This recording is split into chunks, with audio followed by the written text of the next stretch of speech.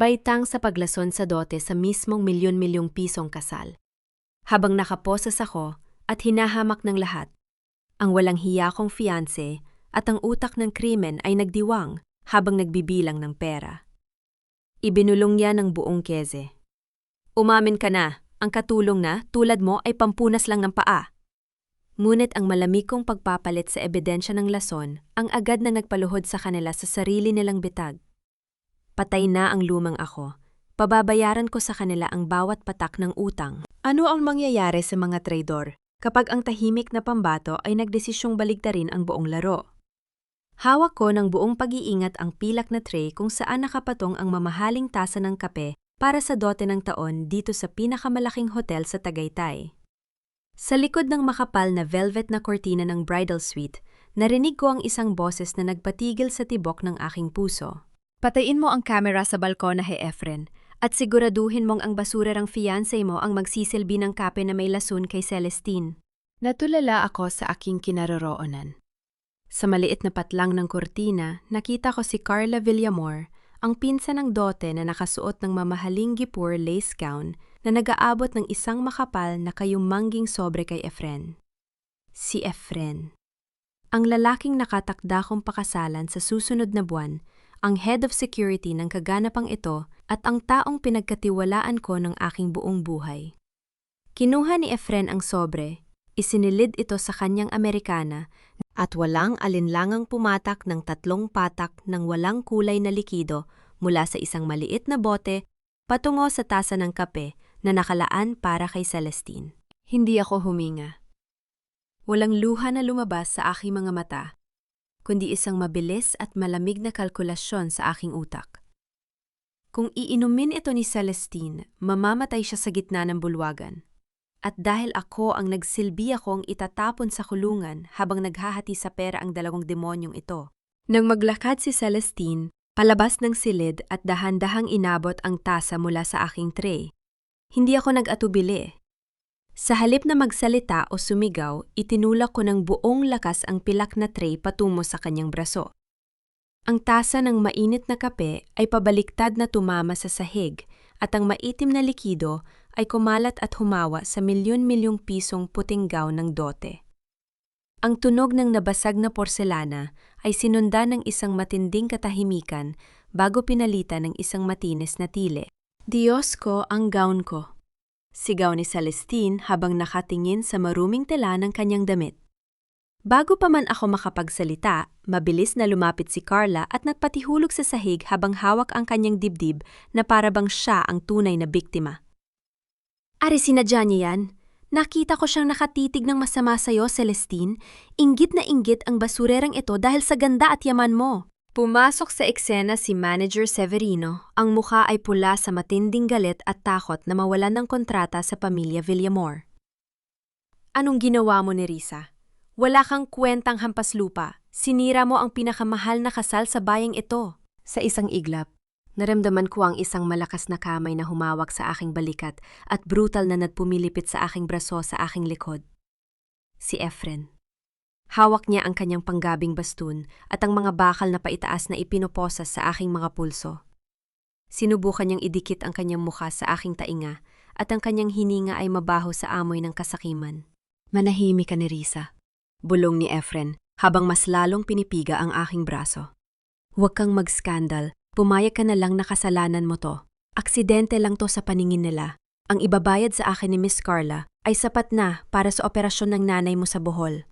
Huwag mong sirain ang buhay ko at ang hinaharap natin. Lumapit si Manager Severino at sinampal ako ng malakas sa muka. Ang labi ko ay pumutok at naramdaman ko ang lasa ng dugo sa aking dila.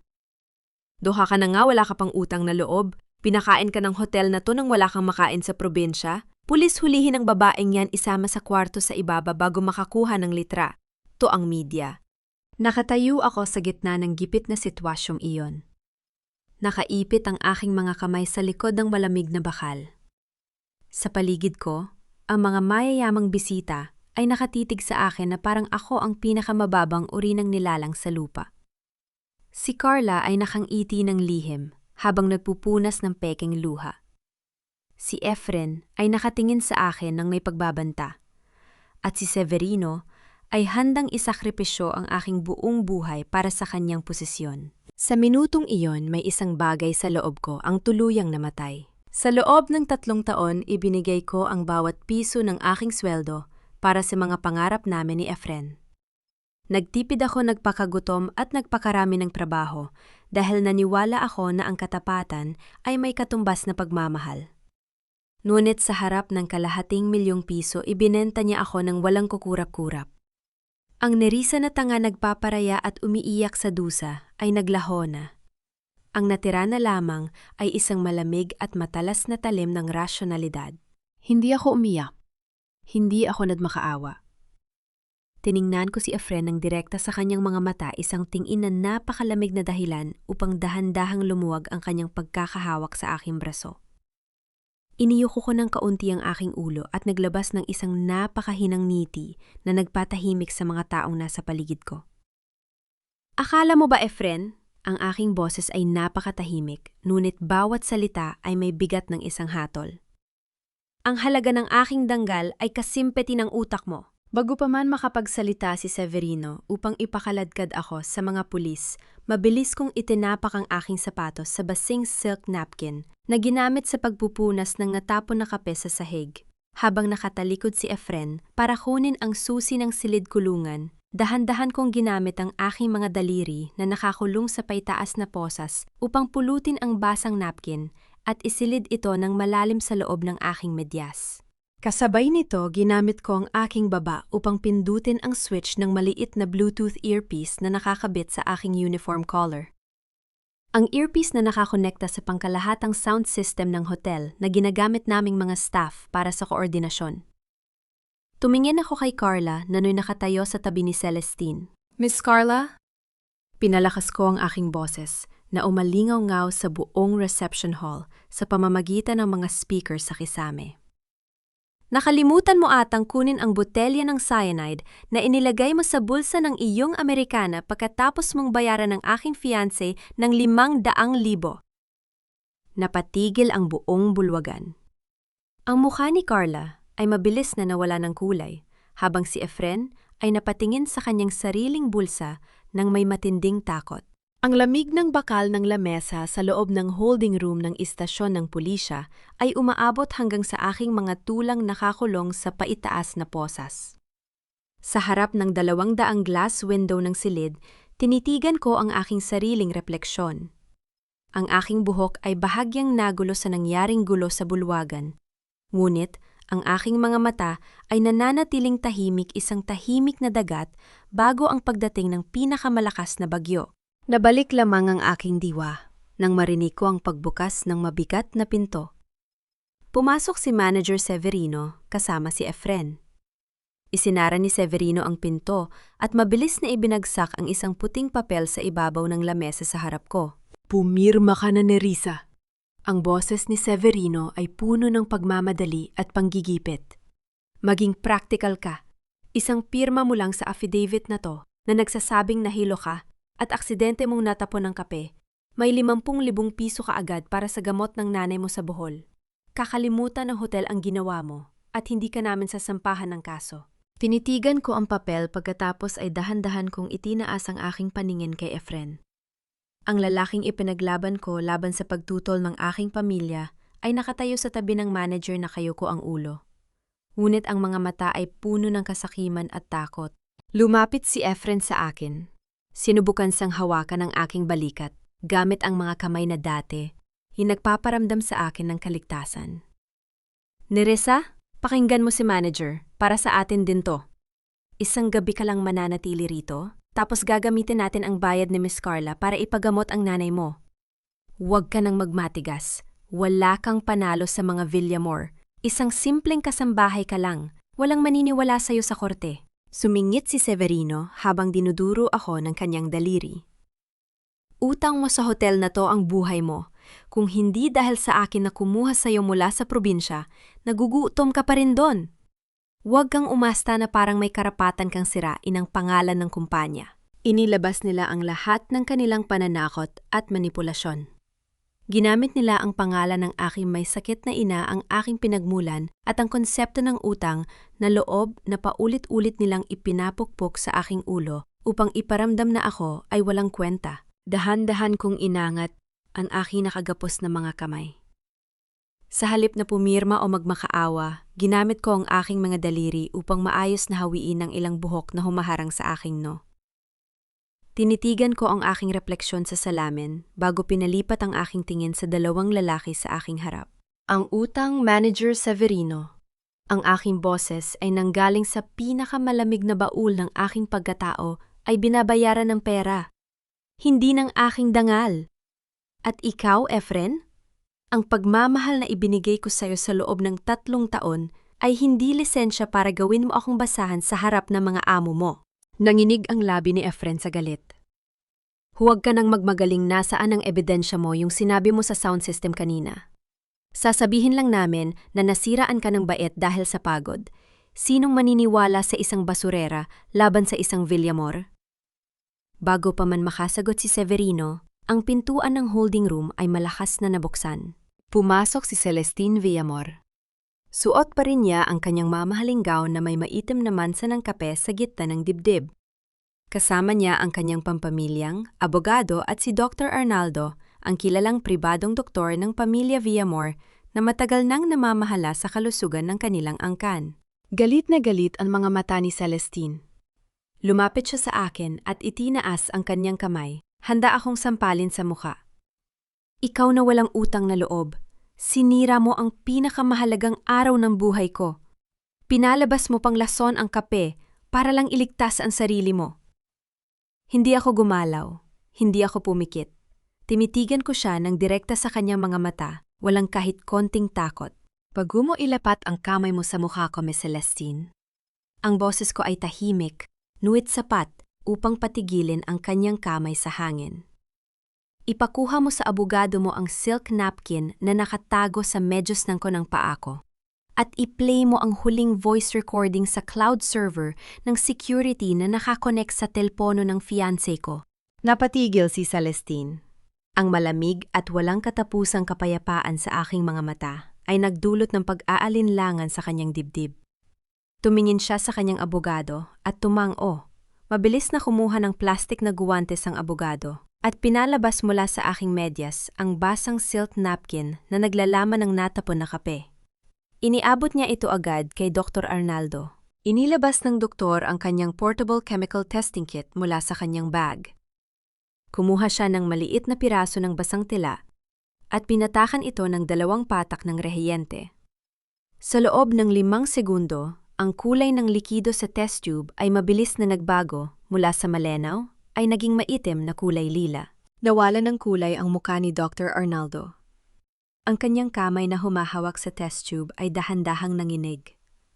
Tumingin siya kay Celestine pagkatapos ay dinala ang kanyang tingin kina Efren at Severino na no'y nagsisimula ng pawisan ng matindi. Diyos ko! Ang panginginig sa boses ng doktor ay umalingaw-ngaw sa buong silid. Celestine, may matinding lason na cyanide ang kapeng ito. Kung nainom mo ito, kahit kalahating higop lang patay ka na bago ka pa makarating sa altar. Napaatras si Celestine sa matinding gulat, ang kanyang kamay ay napahawak sa kanyang bibig habang ang kanyang mga mata ay dahan-dahang bumaling sa akin, puno ng matinding pagtataka, pagsisisi at takot. Inalis ng pulis ang bakal na posas sa aking mga pulso.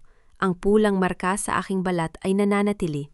Ngunit, ang tanging nararamdaman ko ay ang malamig na apoy ng tagumpay na nag-aalab sa aking dibdib. Patawarin mo ako, Nerissa.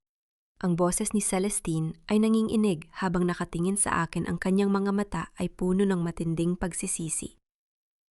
Hindi ako naniwala sa'yo. Hindi ako sumagot. Hindi ko kailangan ang kanyang awa o ang kanyang luha. Lumakad ako palabas ng holding room, nauna pa sa mga pulis, at kay Celestine patungo sa grand ballroom ng hotel kung saan naghihintay ang daan-daang bisita at mga mamamahayag. Sa gitna ng entablado, nakatayo si Carla Villamor. Hawak niya ang isang panyo at nagpupunas ng mga peking luha sa harap ng mga kamera ng media. Napakasakit para sa aming pamilya. Ang boses ni Carla ay buong drama na umalingaw-ngaw sa mga speaker. Ginawa namin ang lahat para sa kasal na ito. Tapos sisirain lang ng isang walang disiplina at inggitarang kasambahay. Bago pa man siya makatapos sa kanyang drama, mabilis na umakyat si Celestine sa entablado at pilit na inagaw ang mikropono mula sa kamay ni Carla. "Manahimik ka, Carla?" sigaw ni Celestine. Nagulat ang mga bisita at ang mga mamamahayag. Inihagis ni Celestine ang isang USB flash drive sa technician ng sound at video system. Sa loob ng 3 segundo, ang napakalaking LED screen sa likod ng entablado ay nagliwanag. Lumalabas sa screen ang malinaw na kuha mula sa tinitipid at tago na kamera ng hotel security. Nakita ng lahat kung paano inabot ni Carla ang makapal na sobre kay Efren at kung paano niya pumatak ang lason mula sa maliit na bote patungo sa tasa ng kape. Ang buong bulwagan ay napuno ng matinding hangin ng pagkagulat. Ang mga ilaw ng kamera ng media ay walang tigil sa pagguha ng litra to sa namumutlang mukha ni Carla. Nang maramdaman ni Carla na wala na siyang takasan, dahan-dahan siyang natumba sa sahig, hawak ang kanyang dibdib at nagpanggap na hinimatay upang makaewas sa mga tanong ng media. Dahan-dahan akong umakyat sa entablado. Ang aking mga hakbang ay tahimik, ngunit may bitbit na matinding kapangyarihan. Lumuhod ako sa tabi ng nakahigang si Carla. Inilapit ko ang pampublikong mikropono sa kanyang tainga at nagsalita sa pinakamalamig na paraan. "Bumangon ka dyan, Carla!"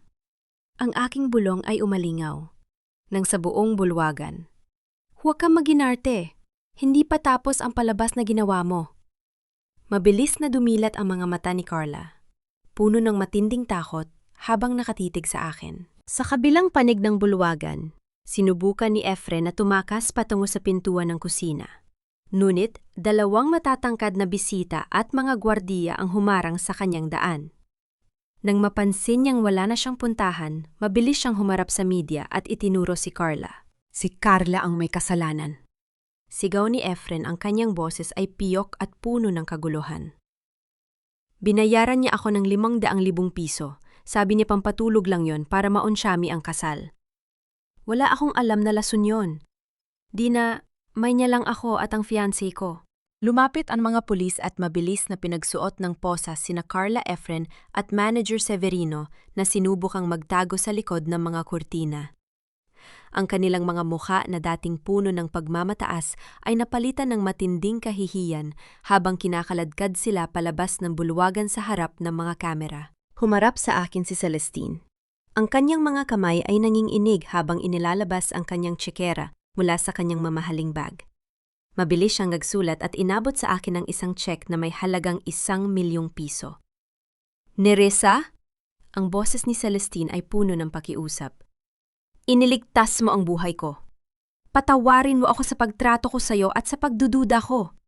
Tanggapin mo ito bilang paunang tulong at bayad sa perwisyo at sakit na naidulot sa iyo."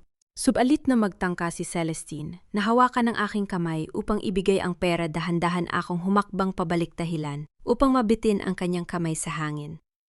Kinuha ko ang check gamit ang 2 kong daliri. Tinitigan ko ang mga numero, mga numerong sapat na sana para baguhin ang buhay ng isang mahirap na katulad ko.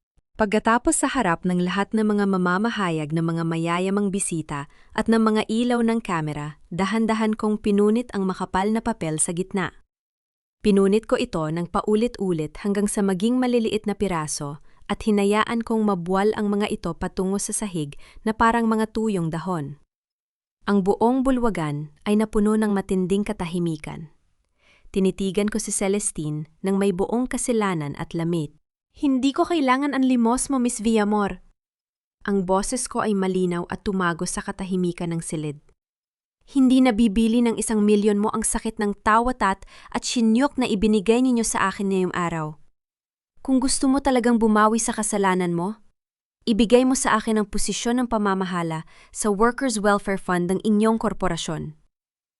Ang matayog na gusali ng Villamor Tower sa gitna ng Makati ay kumikislap sa ilalim ng sikat ng araw. Suot ang isang simpleng itim na coat at maayos na pantalon na nabili ko gamit ang sarili kong iipon. Hindi mula sa pera ng mga Villamor, pumasok ako sa malaking pinto ng korporasyon. Sa paligid ko, ang mga empleyadong nakasuot ng mamahaling damit at sapatos ay naguumpukan. Ang kanilang mga bulungan ay umabot sa aking mga tainga na parang mahinang tunog ng mga lamok. Siya ba yung dating kasambahay sa hotel? Bulong ng isang babae sa reception. Akala mo kung sinong executive galing lang naman sa hirap. Pumayag lang si Miss Celestine dahil sa utang na loob. Sagot ng isa pa. Titingnan natin kung makatagal siya ng 1 linggo sa 14th floor. Hindi ako huminto. Hindi ko ibinaba ang aking ulo. Ang kanilang mga salita ay walang halaga sa akin katulad ng alikabok na natatapakan ng aking sapatos. Ang tunay na lakas ay hindi nakikita sa mamahaling tatak ng damit kundi sa laman ng utak at lamig ng kalooban. Nang marating ko ang 14th floor ang opisina ng Workers' Welfare Fund. Salubong sa akin ang isang silid na puno ng alikabok.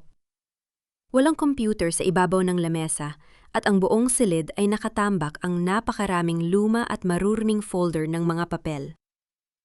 Pumasok ang head ng Human Resources na si Mr. Greg. Hawak ang isang tasa ng kape at may mayabang na ngiti sa kanyang mga labi. Pasensya na, Miss Dizon. Ang boses ni Greg ay puno ng panggagaya. Bago ka lang kasi sa corporate world at baka hindi ka sanay sa mga makabagong sistema. Manual filing muna ang ibibigay namin sa'yo habang tinitingnan pa kung may pondo para sa bago mong laptop. Tinitigan ko si Greg. Alam ko ang kanyang laro. Isa siya sa mga taong inilagay ni Carla sa posisyon upang sabotahehin ang sinumang susubok na mag-imbestiga sa pondo ng mga manggagawa. Hindi ako nagalit. Hindi ako sumigaw. Dahan-dahan akong umupo sa lumang upuan.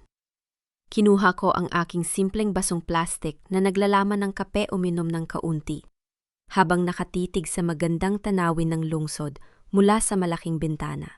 Nang matapos kong inumin ng kape, dinala ko ang aking pansin sa mga kahon ng lumang papel.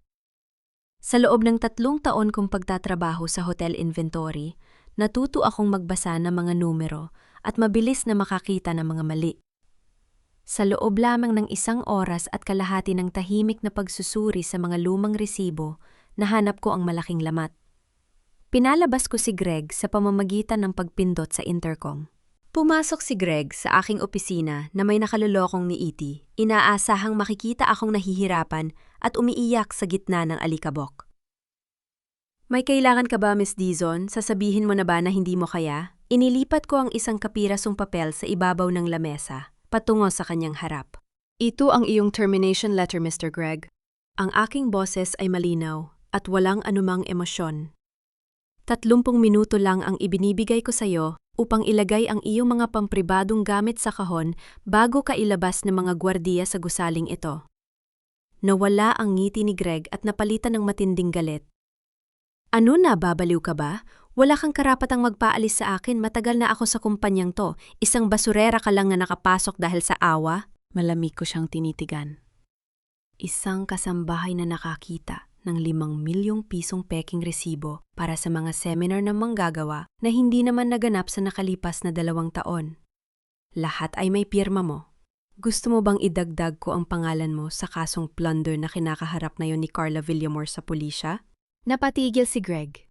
Ang kanyang mukha ay nawala ng dugo at ang kanyang labi ay nanginginig habang nakatingin sa mga numerong nakasulat sa papel. Wala siyang naisagot. Mabilis siyang tumalikod at tumakbo palabas na aking opisina upang mag-empake. Habang nakatitig ako sa kanyang pag-alis, nag-vibrate ang aking pampribadong telepno. May natanggap akong isang naka-encrypt na email mula sa isang hindi kilalang sender. Naglalaman ito ng mga numero ng pampribadong bank account ni Carla sa Switzerland, kasama ang talaan ng mga perang ninakaw nito mula sa kumpanya. Sino ang nagpadala nito? Bago ko pa mamanmasuri ang pinagmulan ng email, ang intercom sa aking lamesa ay mabilis na tumunog. Ang boses ng receptionist sa lobby ay puno ng takot. Miss Dizon May, matandang babae po sa lobby sa ibaba. Nagwawala si Aling Remedios, ang nanay ni Efren. Sinisigaw niya sa harap ng media na, nakalimot ka na sa utang na loob at pinapakulong mo ang anak niya matapos kanilang pakainin. Nang bumaba ang glass elevator sa grand lobby ng Villamor Tower, ang mga boses ng kaguluhan ay umabot agad sa aking mga tainga. Sa gitna ng kumikislap na malaking silid, nakaluhod si Aling Remedios, ang nanay ni Efren. Ang kanyang damit ay bahagyang gulo at ang kanyang mga mukha ay puno ng peking luha habang nagpukpok sa kanyang sariling dibdib sa harap ng mga mamamahayag, mga vlogger at daan-daang empleyadong nakatunganga. Diyos ko, tingnan ninyo ang ginawa ng walang utang na loob na babaeng yan. Sigaw ni Aling Remedios, ang kanyang boses ay matinis at umalingaw-ngaw sa buong labi. Kami ang nagpakain sa kanya noong naghihirap siya sa probinsya. Pinatira namin sa bahay namin. Nayon nang makapasok sa malaking kumpanya, pinakulong niya ang sarili niyang fiancé dahil sa inget at tera. Ang mga camera ng mga vlogger ay walang tigil sa pagkuha ng video. Alam kong ito ang huling barahan ng pamilya ni Efren ang gamitin ang kultura ng utang na loob at pampublikong kahihiyan upang sirain ang aking pangalan at pilitin akong iurong ang kaso. Hindi ako nagtago sa likod ng mga gwardiya. Hindi ko tinakpan ang aking mukha. Sa bawat hakbang ko palabas ng elevator ang aking tayo, ay diretsyo ang aking mukha. Ay tahimik at walang anumang takot. Humarap ako sa madla na parang isang reyna na handang humatol. Huminto ako 2 hakbang. Ang layo mula kay Aling Remedios. Aling Remedios? Ang aking boses ay malinaw malamig at tumagos sa ingay ng lobby. Tumayo ka dyan sa maruming semento bago mo pa madamay ang damit mo. Tumingala si Aling Remedios. Ang kanyang mga mata ay nagpapakita ng galit ng makita. Ay hindi ako natatakot. Huwag mo akong utusan. Walang utang na loob. Sinayang mo ang 3 taon ng anak ko. Pinakulong mo si Efren dahil lang sa kaanting pera. Inilabas ko mula sa aking folder ang isang makapal na tumpok ng mga papel, mga resibo ng bank remittance na formal kong ipinaprint bago ako bumaba. Ito ang mga resibo ng perang ipinapadala ko sa iyo buwan-buwan sa loob ng 3 taon. Sinabi ko ng malakas upang marinig ng mga mamamahayag. 30,000 piso buwan-buwan mula sa aking sweldo bilang kasambahay at inventory clerk. At ito, itaas ko ang isa pang kapirasong papel. Ito ang resibo ng 200,000 piso na ibinayad ko sa mga pautang mo sa sugal sa inyong barangay noong nakaraang taon upang hindi ka gulpihin ng mga nagpapautang. Ang ingay sa lobby ay mabilis na napalitan ng matinding gulat. Ang mga vlogger ay mabilis na inilapit ang kanilang mga lens sa mga papel na hawak ko kung saan malinaw na nakasulat ang pangalan at lagda ni Aling Remedios. Nang maramdaman ni Aling Remedios na nawala ang simpanya, nang madla mabilis siyang humawak sa kanyang dibdib, pumikit ang mga mata at nagpatihulog sa sahig, ang paboritong laro ng mga taong nahuhuli sa kanilang sariling kasinungalingan. Aray ang dibdib ko, tili ni Aling Remedios habang nagpupumilit na magpanggap na inaatak sa puso. Inaatak ako sa puso. Papatayin ako ng babaeng to. Hindi ako nagpanik. Hindi ako lumapit upang magbigay ng pera o humingi ng paumanhin. Inilabas ko ang aking telepo o mula sa aking bulsa, tinawag ang numero ng pampublikong serbisyo at nagsalita ng tahimik sa speaker. Magandang umaga. Pakipadala ng pampublikong ambulansya sa Villamor Tower. May isang matandang babae na nagpapanggap na inaatake sa puso pagkatapos mabuking ang kanyang mga peking utang at sugal. Mabilis na dumilat ang mga mata ni Aling Remedios. Ang kanyang paghinga na dating mabilis ay biglang naging maayos sa matinding pagkagulat. Tinitigan ko siya mula sa aking kinaroroonan. Ang utang na loob, Aling Remedios, ang aking mga salita ay tumatak sa bawat taong nakikinig. Ay ibinibigay sa taong marunong magpahalaga at rumespeto. Hindi sa pamilya ng mga linta na sumusipsip ng dugo at gagamitin ang sariling anak upang ipagbili ako sa mga mayayaman. Dahan-dahan kong itinaas ang aking paa. Pinunasan ang kaanting alikabok sa dulo ng aking leather heels gamit ang gilid ng aking pantalon at dinala ang aking mga hakbang lagpas sa nakaluhod na matanda nang hindi man lang tumitingin sa likod. Nang makabalik ako sa aking opisina sa 14th floor, pinalabas ko ang mga lumang dokumento ng kumpanya mula sa kahon ng 1995. Habang binabasa ko ang lumang shareholder registry ng Villamor Corporation, napatigil ang aking daliri sa pang-12 linya. Dizon Mateo, 15% shareholder. Mateo Dizon. Ang pangalan ng aking ama na pumanaw nung ako ay bata pa. Bago ko pa man maunawaan kung bakit nakasulat ang pangalan ng aking ama sa mga papeles ng mga Villamor, nag-vibrate ang aking pampribadong telepono. isang tawag mula sa provincial jail ng Tagaytay. Sinagot ko ito at inilagay sa aking tainga. Magsaya ka na ni Risa? Ang boses ni Efren mula sa kabilang linya ay puno ng matinding puot at pait. Akala mo ba nanalo ka na dahil napahiya mo ang nanay ko, May? Hawak si Carla na lumang lason, isang pampublikong dokumento na pwedeng magpakulong sa nanay mo sa Bohol bukas na bukas din? Ang mansyon ng mga Villamor sa Forbes Park ay napapalibutan ng mataas na pader at malalaking puno ng mahogany. Sa unang pagkakataon, pumasok ako sa pintuan nito hindi bilang isang kasambahay na nagdadala ng mga basahan, kundi bilang isang panauhing inimbita ng mismong tagapagmana ng korporasyon. Mismong si Celestine ang sumalubong sa akin sa malaking silid kainan. Wala na ang pagmamataas sa kanyang mga mata. Ang natira ay ang matinding pagod ng isang taong nalinlang ng sarili niyang dugo. Salamat sa pagpunta, Nerissa. Ang boses ni Celestine ay mahinahon habang inaalok ako ng upuan. Gusto kong magpasalamat ng formal. At gusto kong humingi ng tulong sa iyo sa pag-aayos ng pananalapi ng kumpanya. Habang umakyat si Celestine sa ikalawang palapag upang tinan ang kanyang amang may sakit bago magsimula ang hapunan, pinalipas ko ang oras sa pamamagitan ng paglalakad sa tahimik na bulwagan. Ang aking mga hakbang ay nagdala sa akin sa tapat ng dating pangpribadong silid aklata ni Carla. Naka-half open ang pinto ng silid. Pumasok ako sa loob. Ang amoy ng mamahaling pabango ni Carla ay nananatili pa rin sa hangin. Lumapit ako sa malaking lamesa na gawa sa mahogany.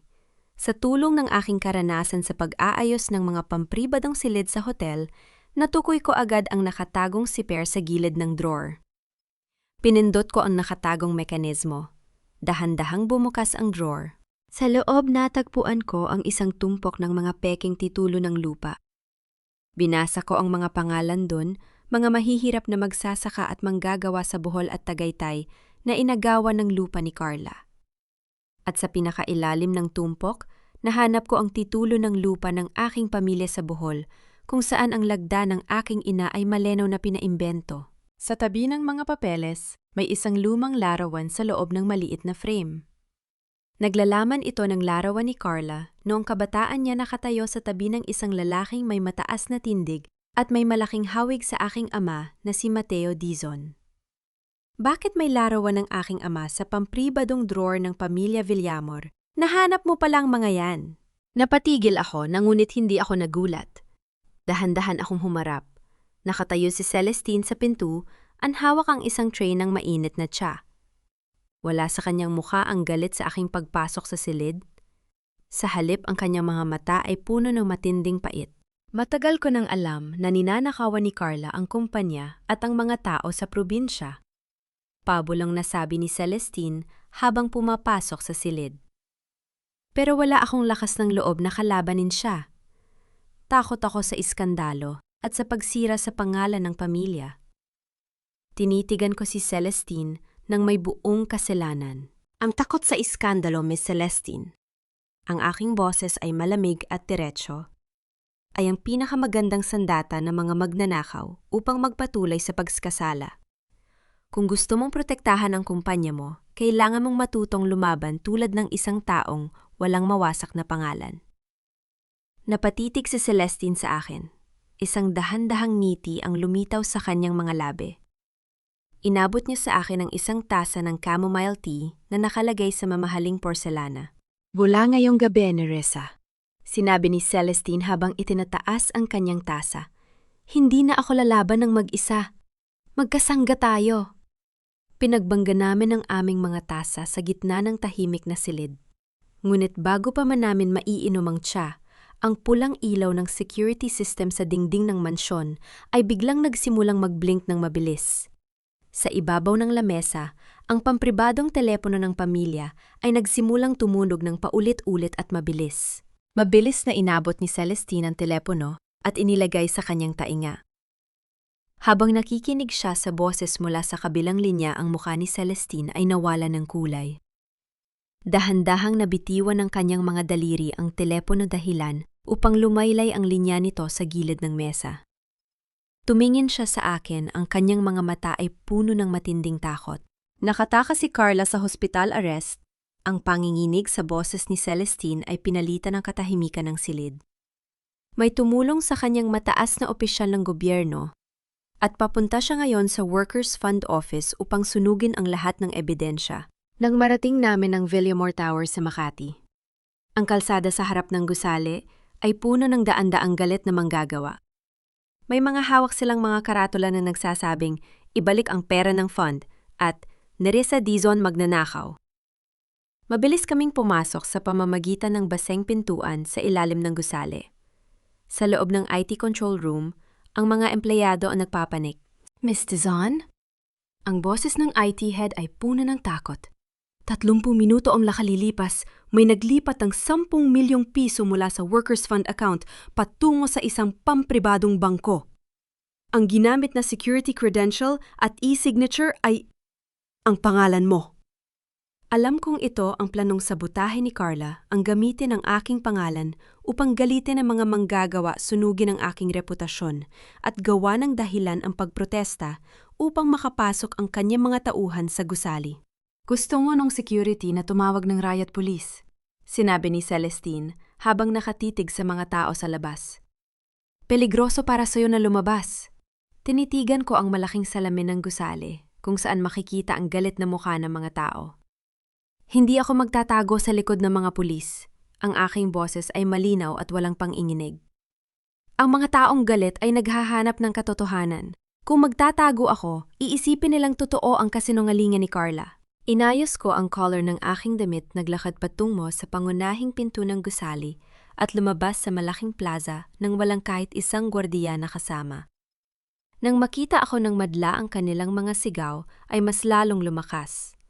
Isang matangkad at may katabaang lalaki, si Mang Berting, ang pinuno ng unyon ng mga manggagawa, ang mabilis na humakbang patungo sa akin, ang kanyang mukha ay pula sa matinding galit.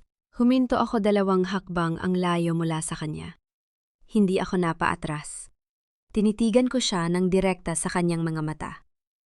Mang Berting, ang aking boses ay mahinahon, ngunit tumagos sa ingay ng plaza. Kumusta ang operasyon ng anak mo si Lina kahapon sa ospital? Nakarating ba ang 200,000 piso mula sa Workers' Fund para sa kanyang puso? Napatigil si Mang Berting.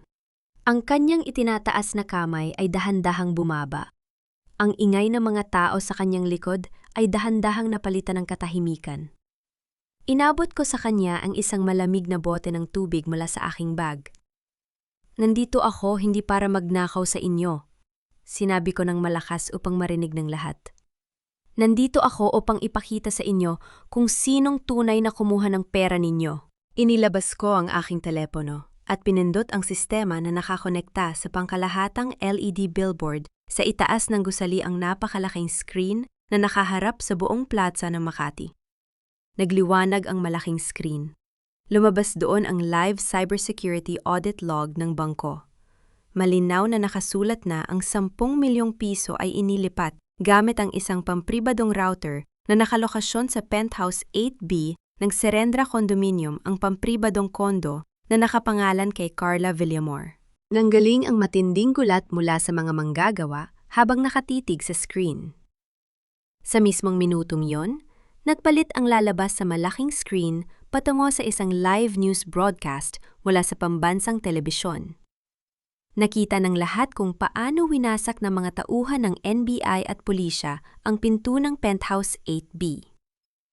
Sa loob ng kondo naaktuhan si Carla na nagmamadaling nagpapasok ng mga tumpok ng pera sa isang malaking bag kasama ang 2 container ng gasolina at mga peking pasaporte. Sumigaw si Carla sa harap ng mga kamera habang pinagsuot siya ng posas ng mga pulis sa buong bansa. Napaluhod si Mang Berting sa semento, ang kanyang mga mata ay puno ng matinding hiya habang nakatingin sa akin. Miss Nerissa, patawarin mo kami. Naniwala kami sa mga kasinungalingan nila. Hindi ko siya hinayaang lumuhod. Inalalayan ko siyang tumayo. Subalit sa pambansang telebisyon, ang opisyal ng NBI ay naglabas ng isang makapal na sobreng ginto mula sa bag ni Carla. Binuksan ito ng opisyal sa harap ng kamera at binasa ang nakasulat sa pampublikong dokumento. Ang huling habilin at testamento ni Don Eduardo Villamor, Ang boses ng opisyal ay umalingaw-ngaw sa malaking screen sa plaza. Ipinagkakaloob ang 50% ng kabuuang ari-arian at shares ng Villamor Corporation kay Nerissa Dizon. Sa tabi ko sa balkona, hinabitiwan ni Celestine ang kanyang tablet. Ang kanyang mga mata ay nakatitig sa akin sa matinding pagkagulat at hindi paniniwala. Ang ulan sa labas ng aking kotse ay mabilis na pumapatak sa salamin na nagbibigay ng malabong refleksyon ng mga ilaw ng kalsada sa Manila. Nakaupo ako sa likod ng itim na sedan ng kumpanya, tahimik na nakikinig sa mahinang tugtog ng klasikal na musika mula sa mga speaker. Biglang huminto ang kotse sa gitna ng kalsada. Sa gitna ng malakas na buhos ng ulan, isang lalaking basang-basa ang mabilis na tumakbo patungo sa gilid ng aking bintana. Si Efren. Ang kanyang damit ay gulo-gulo. Ang kanyang muka ay namumutla. At ang kanyang mga mata ay puno ng matinding desperasyon. Nakalabas siya sa pansamantalang piyansa na ibinayad ng kanyang abogado bago pa man tuluyang bumagsak si Carla. Kinalampag ni Efren ang salamin ng aking pinto gamit ang kanyang mga basang kamay. Nerissa, pakinggan mo ako. Ang kanyang boses ay puyat at nanggagaling sa labas ng bintana. Maawa ka sa akin, Nerissa. Nalinlang lang ako ni Carla. Pilit lang niya akong ginamit. Ikaw lang ang mahal ko. Nang makitang hindi ako gumagalaw mabilis, nalumuhod si Efren sa maruming putik sa tabi ng gulong ng kotse. Ang kanyang mga kamay ay nakataas sa itaas ng kanyang ulo habang humahagulgol sa gitna ng ulan. Naalala mo ba nung naghihirap pa tayo sa probinsya? Sigaw ni Efren, sinusubukang gamitin ang nakaraan upang gisingin ang aking awa. Ako ang nag-alaga sayo. Ako ang nagtanggol sayo sa mga taong nang aapi sayo. Huwag mo akong itapon ng ganito, Nerissa. Magmakaawa ako sayo. Tinitigan ko siya mula sa loob ng tuyo at mabangong kotse. Walang galit sa aking dibdib. Walang pot. Ang tanging nararamdaman ko habang nakatitig sa lumuluhod na lalaking ito ay matinding pagkasuklam at pagkaboring. Ang lalaking minsang, inakala kong aking tagapagtanggol ay wala palang iba, kundi isang duwag na handang magpahihiya sa putik kapag wala na siyang takasan. Dahan-dahan kong pinindot ang pindutan upang ibaba ang bintana ng 2 pulgada. Mabilis na idinikit ni Efren ang kanyang mga daliri sa patlang ng bintana. Nerissa, yuro mo ang kaso laban sa akin. Babawi ako sayo. Magsimula tayo uli sa Bohol. Gagawin ko ang lahat ng gusto mo. Kinuha ko mula sa aking handbag ang isang maliit na bagay, ang lumang singsing na gawa sa murang pilak na ibinigay sa akin ni Efren 3 taon na ang nakalilipas. Ang singsing na itinabi ko at hindi kailanman isinuot mula. Inilabas ko ang aking kamay sa patlang ng bintana. Hawak ang singsing sa pagitan ng 2 kong daliri sa itaas ng putikan. Ang pagmamahal mo, Efren, akaking boses ay malamig at tumagos sa ingay ng ulan. Ay katulad ng murang pilak na to. Mabilis mangitim, walang halaga at madaling itapon. Binitawan ko ang aking mga daliri. Dahan-dahang nahulog ang singsing patungo sa maruming putik sa tabi ng tuhod ni Efren. Diyan ka nababagay, Efren? Sinabi ko habang nakatitig sa kanya. Sa putik na kasama ng mga kasinungalingan at kaduwagan mo. Pinindot ko muli ang pindutan upang isara ng tuluyan ang bintana. Iwinagayway ko ang aking kamay sa driver upang ipagpatuloy ang pagmamaneho. Umalis ang kotse ng mabilis at tahimik. Sa pamamagitan ng salamin sa likod, nakita ko kung paano nagkukumahog si Efren sa putik habang hinahanap ang murang singsing sa mismong minutong huminto ang isang kotse ng puli sa kanyang likod upang hulihin siyang muli dahil sa paglabag sa mga kondisyon ng kanyang piyansa. Inihili ko ang aking ulo sa malambot na una ng upuan, uminom ng kaanting tubig at hinayaan kong punuin ng musika ang aking sistema. Biglang nag-vibrate ang aking telepono.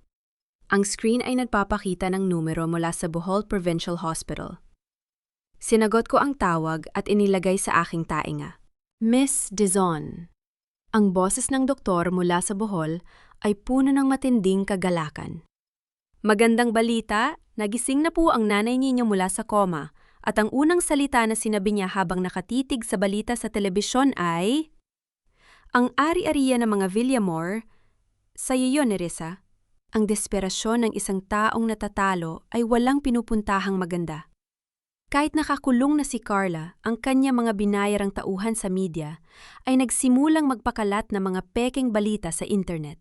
Dating kasambahay anak ng magnanakaw, ang pamagat ng mga artikulong mabilis na kumalat sa social media. Ayon sa mga balitang yon, ang aking ina na si Aling Rosa ay dating kasambahay sa mansyon ng mga Villamor noong 1995 na umano'y nagnakaw ng mga stock certificate ng kumpanya bago tumakas patungong Bohol. Mabilis na, tumawag si Celestine sa akin. Ang kanyang boses ay puno ng matinding pag-aalala. Kailangan nating magpalabas ng pampublikong pahayag ni Risa. Kailangan nating ipagtanggol ang pangalan ng nanay mo bago pa man ito paniwalaan ng Board of Directors. Subalit, habang nakatitig ako sa mga peking balita sa aking laptop, wala kahit kaanting panginginig sa aking mga daliri. Ang emosyon, Miss Celestine, ang aking boses ay malamig at rasyonal, ay hindi tumatayo bilang ebidensya sa korte. Ang kailangan natin ay hindi awa ng publiko, kundi ang orihinal na papel na may opisyal na selyo ng gobyerno. Hindi ako nag-aksaya ng oras sa pakikipag-away sa media. Sumakay ako sa unang biyahe ng eroplano patungong Tagbilaran, Bohol. Nang marating ko ang Bohol Provincial Hospital, dahan-dahan kong binuksan ang pinto ng silid ng aking ina. Nakaupo siya sa gilid ng kama payat. At mahina ngunit ang kanyang mga mata ay malinaw at puno ng buhay. Lumapit ako sa kanya. Sa unang pagkakataon sa loob ng 10 taon, hawak ko ang kanyang kumukulubot na kamay na may buhay at inip. Anak? Ang boses ng aking ina ay mahina at nanginginig habang nakatitig sa akin. Hindi ako magnanakaw. Ang tatay mo na si Mateo, siya ang totoong nagbigay ng kalahating puhunan kay Don Eduardo upang itayo ang kumpanya sa Tagaytay. Nang mamatay ang tatay mo noong 1995, inagaw ng tatay ni Carla ang lahat ng papeles at itinapon kami sa hirap. Hinalikan ko ang noo ng aking ina nang may matinding pagmamahal. Alam ko, Nay. Pabulong kong sinabi sa kanya. Huwag ka nang mag-alala. Ang anak mo na ang kukuha pabalik ng lahat ng inagaw nila sa atin. Kasama ang aking abogado, pumunta ako sa Registry of Deeds ng lalawigan ng Bohol. Sa loob ng lumang silid ng mga pampublikong dokumento, natagpuan namin ang orihinal na kontrata ng kasunduan noong 1995, isang papel na may gintong selyo na nagpapatunay na ang aking ama na si Mateo Dizon ay nag-ambag ng 50% ng kapital sa pagtatatag ng Villamor Group. Ang dokumentong ginamit ng tatay ni Carla upang baguhin ang kasaysayan ay isang peking pirma lamang. Habang palabas ako ng gusali ng munisipyo, hawak ang orihinal na dokumento, isang pampublikong mensahero ang mabilis na lumapit sa akin at inabot ang isang makapal na sobre na may opisyal na selyo ng Villamor Corporation Board of Directors. Binuksan ko ang sobre. Pambihirang pagpupulong ng mga stockholder bukas ng umaga 9:00 ng umaga sa Villamor Tower. Layunin huling pagboto sa pagpapatalsik kay Nerissa Dizon o ang pagpasa sa kanya ng buong pamamahala ng korporasyon. Tinitigan ko ang opisyal na selyo sa papel. Ito ang magiging huling laban ang pinal na paghaharap kung saan wawasakin ko ang natitirang ugat ng korupsyon sa kumpanyang ito. Ang grand boardroom sa 30th floor ng Villamor Tower ay napapalamutyan ng mahogany at salamin. Sa paligid ng mahabang lamesa, nakaupo ang pinakamayayamang stockholder ng kumpanya, ang mga pampublikong mamamahayag at si Celestine. Sa kabisera ng lamesa, nakatayo ang tiwaling abogado ni Carla na si Ate Montero. Ang kanyang muka ay puno ng pagmamataas habang nagtatalumpati sa harap ng board. Nandito tayo ngayong umaga, ang boses ni Montero ay maingay at puno ng panggaga, upang ipawalang bisa ang anumang illegal na claim ng isang dating kasambahay. Si Nerissa Dizon ay walang alam sa pananalapi at ginagamit lamang ang gawa-gawang kwento upang sirain ang pamilya Villamor. Sa gitna ng kanyang pagsasalita, ang malaking double door ng boardroom ay dahan-dahang nabuksan. Pumasok ako sa loob.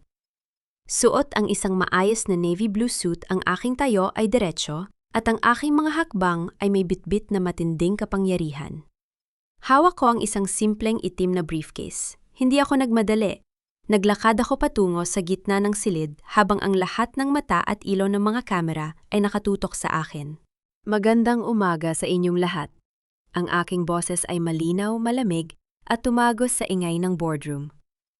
Bago ninyo pagboto, anang aking kapalaran imin, numungkahi kong tingnan ninyo ang tunay na kasaysayan kung kaninong dugo at pawis ang itinayo ng kumpanyang ito. Binuksan ko ang aking briefcase at inilabas ang orihinal na kontrata ng kasunduan noong 1995, ang papel na may gintong selyo mula sa Registry of Deeds ng Bohol. Inilagay ko ito sa ilalim ng document scanner. Sa malaking wall screen ng boardroom, nagliwanag ang orihinal na dokumento. Noong 1995, sinabi ko habang nakatitig sa bawat board member, ang aking ama na si Mateo Dizon ang nagbigay ng 50% ng pondo upang bilhin ang unang lupain ng kumpanya sa Tagaytay. Ang dokumentong hawak ni Ate Montero ay isang peking papel na ginawa ng tatay ni Carla nung mamatay ang aking ama. Nagsimulang magbulungan ang mga board member. Si Ate Montero ay namutla ngunit sinubukang lumaban.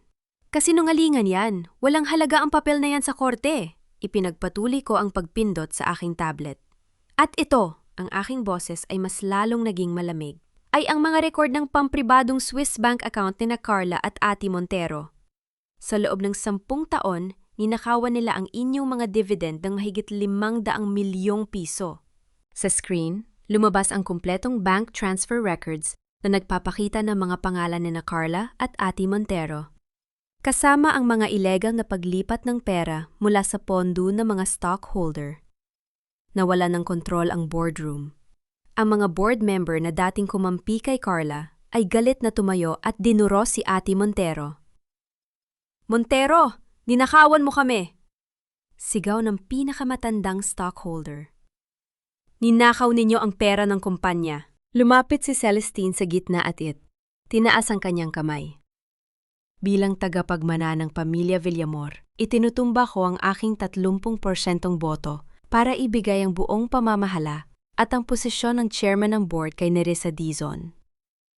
Isa-isang itinaas ng mga natitirang board member ang kanilang mga kamay sa isang unanimous na boto para sa akin. Nawala ng lakas si Ate Montero. Sinubukan niyang mabilis na ilagay ang kanyang mga papeles sa bag upang tumakas. Ngunit ang pinto ng boardroom ay mabilis na nabuksan. Pumasok ang mga tauhan ng NBI at pulis upang ihain ang warrant of arrest para sa plunder at falsification laban kay Montero at sa 2 pang tiwaling opisyal na nakaupo sa board.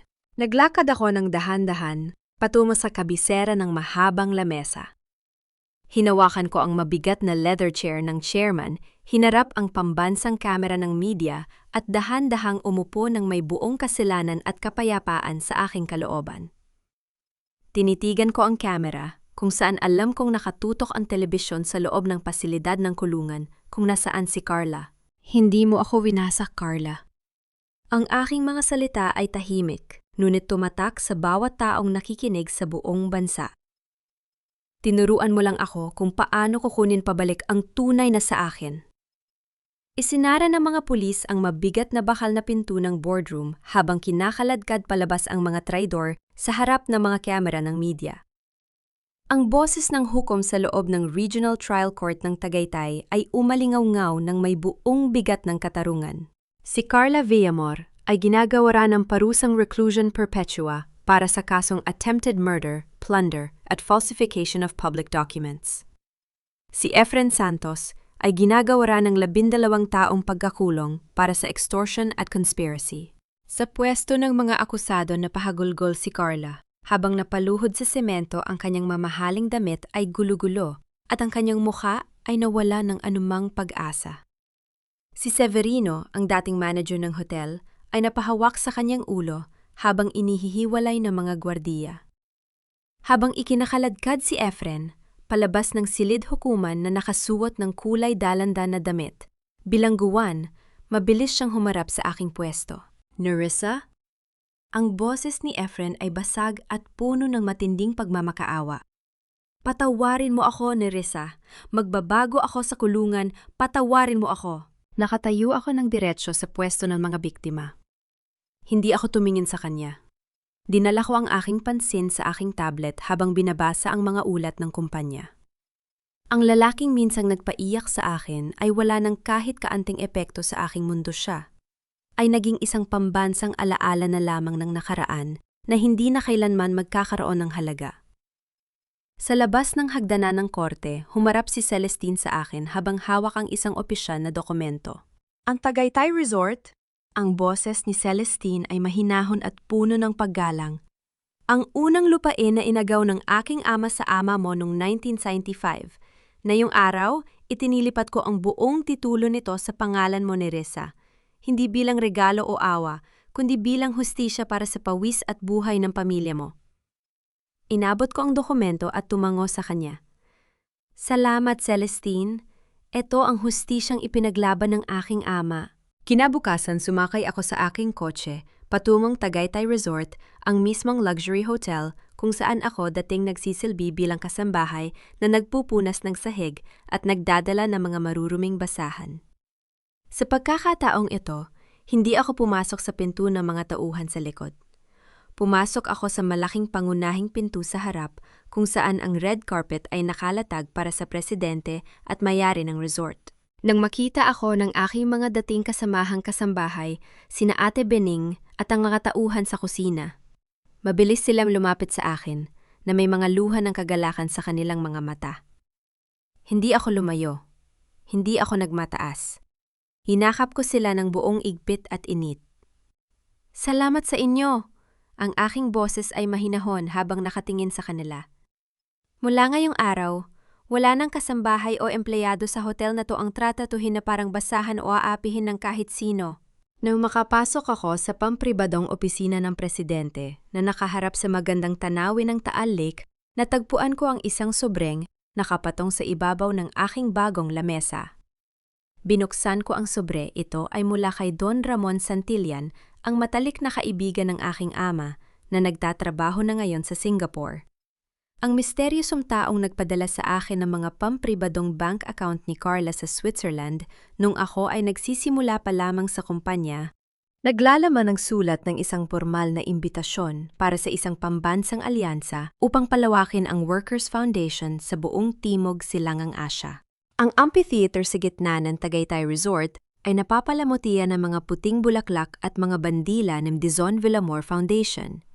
Daan-daang manggagawa mula sa iba't ibang dako ng bansa, mga kinatawa ng media at mga pinuno ng lipunan ang nagtipon-tipon upang maging saksi sa formal na pagbubukas ng pinakamalaking Workers' Welfare Foundation sa Timog Silangang Asya. Sa gilid ng entablado, hawak ko ang kamay ng aking ina na si Aling Rosa.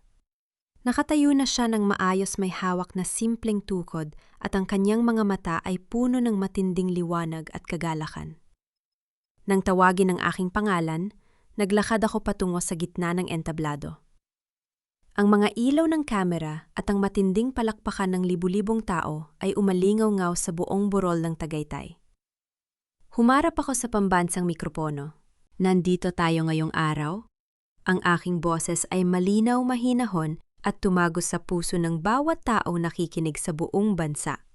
Hindi upang ipagdiwang ang paghihiganti o ang pagbagsak ng ating mga kaaway. Nandito tayo upang patunayan na ang bawat patak ng pawis ng isang simpleng manggagawa ay may katumbas na danggal na hindi kailanman pwedeng tapakan o bilhin ng kahit sinong mayaman. Ang buong amphitheater ay napuno ng matinding palakpakan at sigawan ng suporta mula sa mga manggagawa na dating walang boses sa lipunan. Pagkatapos ng aking talumpati, habang nakatayo ako sa backstage, pumasok ang aking abogado upang magbigay ng huling balita tungkol sa mga taong nagtangka sa aking buhay. Si Efren, ayon sa ulat ng bilatguan, ay nakatalaga ngayon sa paglilinis ng mga maruruming banyo sa loob ng kulungan, ang mismong trabaho na dating ipinangaalipusta niya sa akin nung ako ay kasambahay pa.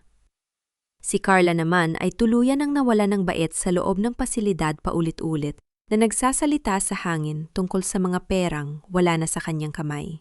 Nakinig ako sa ulat na iyon nang may buong katahimikan. Walang awa sa aking dibdib, ngunit wala rin ang galit. Ang karma ay hindi isang bagay na kailangan mong pilitin. Ito ay ang natural na hatol ng buhay sa mga taong piniling maging masama. Umalis ako sa backstage at naglakad patungo sa malaking balkonahe ng resort na nakaharap sa payapang tanawin ng Taal Lake. Lumapit sa akin si Celestine at ang aking ina. Salamat, Nerissa. Ang boses ni Celestine ay puno ng matinding paggalang habang nakatitig sa akin. Tinuruan mo ako kung paano maging isang tunay na pinuno at kung paano ipaglaban ang katotohanan. Tumingala ang aking ina sa langit. Ang kanyang mga mata ay nagniningning sa luha ng kagalakan. Mateo, nakikita mo ba ang anak natin? Ang anak mo ay hindi na muling tatapakan ng kahit sino. Sa minutong iyon, isang mamamahayag mula sa pambansang telebisyon ang dahan-dahang lumapit sa akin para sa isang huling panayam sa live broadcast. Miss Nerissa Dizon, ang tanong ng mamamahayag ay umalingaw-ngaw sa buong bansa. Ano ang maipapayo mo sa milyon-milyong kababayhang Pilipina na nakaranas ng panggagagap pang-aabuso at pagtataksil mula sa mga taong pinagkakatiwalaan nila? Humarap ako ng direkta sa lens ng kamera. Tinitigan ko ang kamera ng may buong lamig lakas at pagmamahal na para bang nakatitig ako sa mata ng bawat babaeng Pilipina na nakikinig sa akin sa kanilang mga tahanan. Huwag mong hahayaang gawin kang basahan ng kahit sino dahil lang sa wala kang pera ngayon. Ang aking mga salita ay malinaw at nag-iwan ng markang hindi malilimutan ng kasaysayan. Ang tunay na lakas ay wala sa kung ano ang hawak mo sa iyong mga kamay, kundi sa kung ano ang hindi nila kailanman kayang kunin sa'yo ang iyong danggal. Ang hangin ng Tagaytay ay dahan-dahang dumaan sa aking buhok, habang ang matinding palakpakan ng libu-libong tao ay dahan-dahang pumuno sa katahimikan ng hapon. Minsan sa mga gabi, kung kailan tahimik ang buong Tagaytay at ang malamig na hangin mula sa Taal Lake ay humahalik sa bintana ng aking opisina, tinatanong ako ng mga taong nakakakilala sa aking nakaraan. Napatawad ko na ba sina Efren, Carla, at Severino? Ang sagot ko ay palaging tahimik at malinaw. Ang pagpapatawad ay hindi nangangahulugan ng paglimot sa kasalanan o ang pagpapalaya sa mga taong sumira sa iyo ng walang parusa. Ang pagpapatawad ay hindi ang pagtanggap sa mga taong gumawa sa iyo na parang basahan upang pumasok muli sa iyong buhay. Para sa akin, ang tunay na pagpapatawad ay ang pagpapalaya sa sarili kong puso mula sa matinding poot at pait ng nakaraan. Ipinagkaloob ko sa batas at sa kapalaran ang nararapat na parusa sa kanila, habang pinili kong gamitin ang aking lakas upang bumangon at lumika ng isang buhay na puno ng tagumpay at kapayapaan. Nahanap ko ang tunay na kapayapaan, hindi sa karangyahan ng aking opisina o sa mga mamahaling damit na aking suot na yon. Nahanap ko ang kapayapaan sa mismong minutong humarap ako sa salamin at nakita ko ang isang babaeng hindi kailanman yumukod sa panggigipit ng mayayaman, hindi nagmakaawa sa taong nagtaksel sa kanya, at naitaguyod ang kanyang pamilya sa pamamagitan ng sariling talino at malamig na lakas ng loob. Habang nakatitig ako sa tanawin ng burol mula sa aking balkona, nakikita ko ang mga simpleng manggagawa ng resort na naglalakad ng may pagmamataas at ngiti sa kanilang mga muka. Wala na ang takot sa kanilang mga mata. Ang Workers' Welfare Foundation na aking pinamamahalaan ay naging isang matibay na silong para sa libu-libong pamilya na tulad ng sa amin nung araw mga pamilyang dating walang boses, ngunit ngayon ay may kasiguruhan at danggal na salipunan. Sa bawat kababaihang nakikinig sa kwentong ito, tandaan ninyo na ang sakripisyo ay may hangganan. Ang utang na loob ay hindi kailanman dapat maging lisensya upang ikaw ay abusuhin, tapakan o ipagbili ng mga taong akala mo ay nagmamahal sayo. Kapag ang mundo ay subukang iwaksi ang iyong halaga at itapon ka sa putik ng kahihiyan, huwag kang umiyak at huwag kang magmakaawa. Damitan mo ang iyong sarili ng malamig na rasyonalidad. Patayin mo ang karupok sa iyong dibdib at lumaban ka gamit ang iyong thuklok at danggal. Sa huli, ang pinakamagandang paghihiganti ay ang makita kang nagnaningning at malaya sa itaas ng mga taong nagtangkang gumawa sa iyong basahan. Ako si Nerissa Dizon. Minsang naging kasambahay na hinamak at itinapon sa dilim, ngunit kayong araw ay nakatayo bilang isang malayang reyna ng aking sariling buhay.